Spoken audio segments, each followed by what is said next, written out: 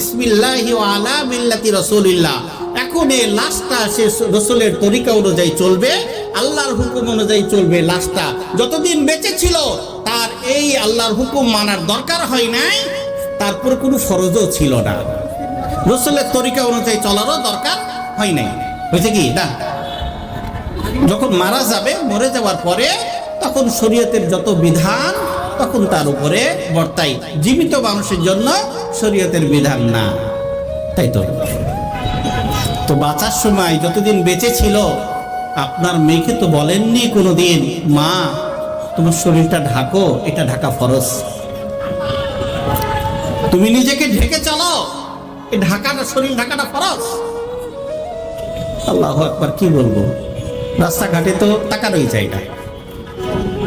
ফরজ, পর্দা যে ফরজ এটা তো বেমালুম, এখন আর কেউ বলেও না, বলতে টাইলেও গেছে। আর